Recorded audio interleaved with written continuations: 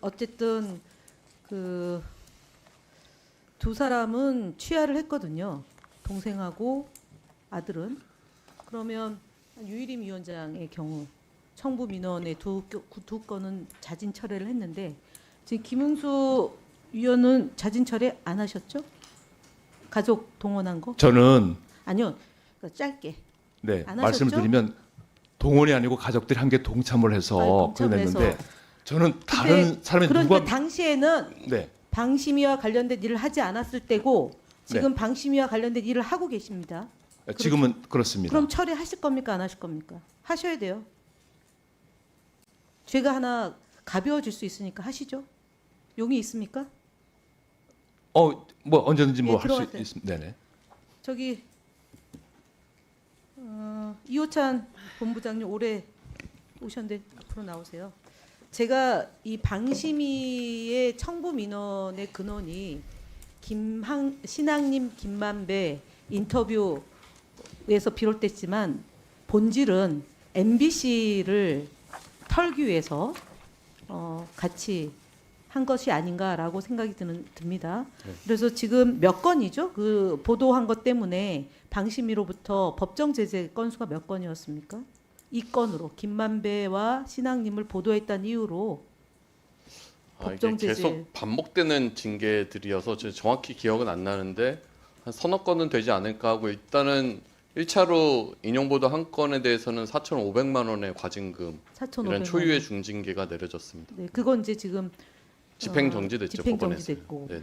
그리고 그 지금 이제 굉장히 아주 이제 유명인이 된 김대남 전 소통 비서관 직무대행이 그거 내가 한 거야라는 것 중에 하나가 MBC 바이든 날리면 보도 관련해서 박성재 당시 사장을 명예훼손 등의 혐의로 대검찰청에 고발을 했다라는 점인데 혹시 확인이 됐나요? 취재가 혹시 됐나요? MBC 차원에서? 그거는 아직 확인은 못했고 네. 내가 나 한 거야라고 했던 그 세민연이라는 단체가 당시 바이든 날리면 사건 이후에 이제 MBC를 고발한 주체임은 오늘도 뭐 확인이 됐죠. 그러면 그 고발된 것이 수사가 진행되고 있습니까? 아니면 이것도 그 고발도 수사도 계속 좀 지연이 되고 있고요. 최근에 당사자들에 대해서 뭐 소환 요청을 하고 이런 것들이 조금씩은 진행이 되고 진행되고 있는데 있고. 아직 본격적으로 뭐가 결과가 나오거나 이러지는 않고 있습니다. 그러면 결국은 이제 말씀드린 바이든 날리면 때문에 벌어진 이 참사, 그러니까 윤석열 정부가 이렇게 지지율이 급락하고 국민들로부터 심판의 대상이 된 배경 중에 하나가 바이든 날리면 보도를 사과로 끝낼 일을 MBC를 탄압하는 도구로 되면서 이제 크게 커졌다 이렇게 봅니다. 그래서 지금 말씀드렸던 바이든 날리면 보도부터 해서 신앙님 김만배로 이어지는 보도했던 것으로 지금 징계받은 거를 조금 더 구체적으로 다음번 또 참고인으로 나올 기회가 있다면 좀 MBC 차원에서 해서 저희들에게 좀 알려주시길 바랍니다. 네, 알겠습니다. 들어가셔도 좋습니다. 방통위 그가 지금 권한 밖의 일이다라고 계속 주장을 하시는데 김영관 기조국장님, 네. 지난번 정현주 방심위 위원장을 수사하고 조사했던 게 무슨 고난 바뀌어서 방통위가 했습니까? 고난이라서 했습니까? 그건 어떻게 된 거죠? 그거는 제가 한 일은 아니요, 안 아닌데요. 했지만. 예, 그거는 저기 그 보조금 사용과 관련돼서 그 보조금 사용이 감사를 한 걸로 검사를 한 위원장의 것으로 알고 출퇴근까지 있습니다. 간 거잖아요. 네? 위원장의 출퇴근 그다음에 업무 추진비 카드 이런 걸로 간 거잖아요. 결국은 방심위의 이 무리한 청부 민원에 의한 이 법정 제재가 행정청에서도 결재를 해서 심의 의결 해가지고 지금 수억 원의 그 손실을 본 거잖아요. 방통위는 이것 때문에 감사원 감사가 이제 곧 개시될 거죠. 그렇죠? 감사원 감사 곧 개시되잖아요. 우리가 26일 날 국회에서 처리가 됐지 않습니까? 네, 예, 감사원 감사 알고 받고 그럼 연타적으로 방심위가 그 예산을 제대로 사용하지 않은 점에 대해서 부당한 집행 때문에 방심위의 법정 제재 이것 때문에 방심위도 조사 대상이 되죠. 방통위 받게 되면 방심위도 받게 되는 거예요. 아닌가요? 그 부분 제가 잘 조성은 모르겠습니다. 감사원 출신 처장님 아닌가요? 그럼 뭐 감사원에서 판단할 문제라고 생각합니다. 그러면 방통위는 방심위의 법정 제재 때문에 심의 의결한 내용 때문에 수억 원의 그 비용을 쓴 것 때문에 국회로부터 이렇게 질타를 받았다면 방심위에 대한 감사원 감사가 필요하다는 의견을 내야 되는 거 아니에요? 꼬리 자르기라도 하셔야죠. 방심위 때문에 방통위까지 이렇게 심각한 상황으로 초래되고 있는데 그걸 그냥 강 건너 불구경 할 겁니까? 방통위가 방심위의 이 부분에 대한 입장이 뭡니까? 청부 민원이 됐다라는 야당 측의 주장이 일고의 가치가 없다라고 보는 건 아니잖아요.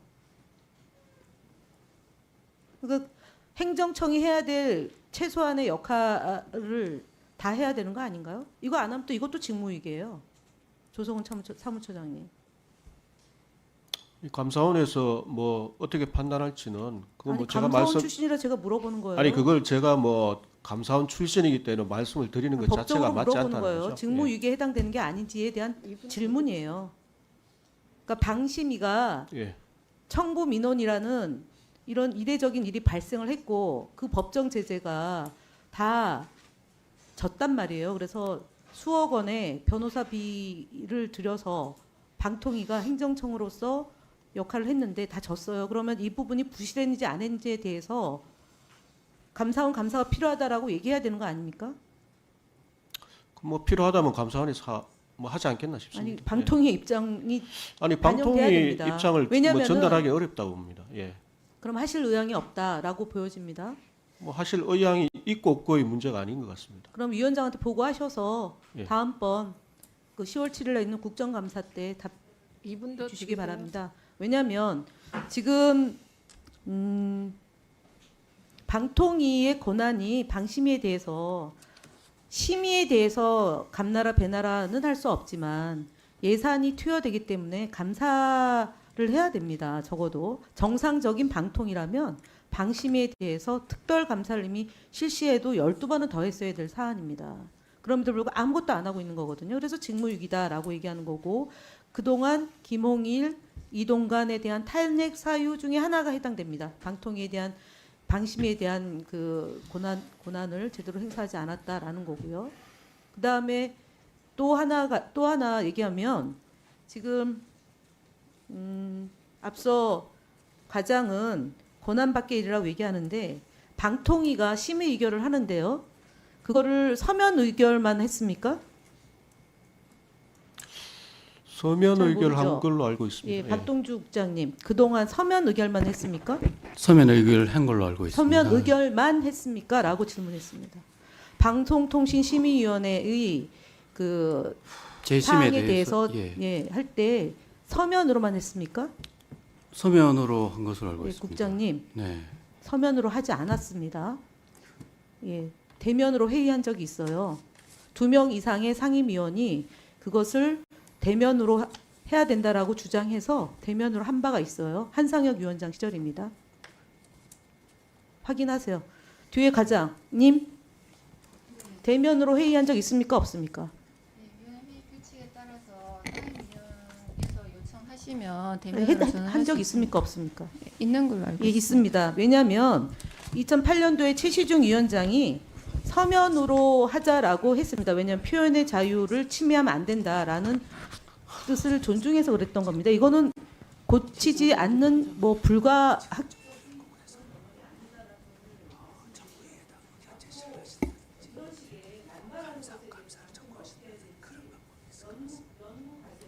일단 증인으로 신청해도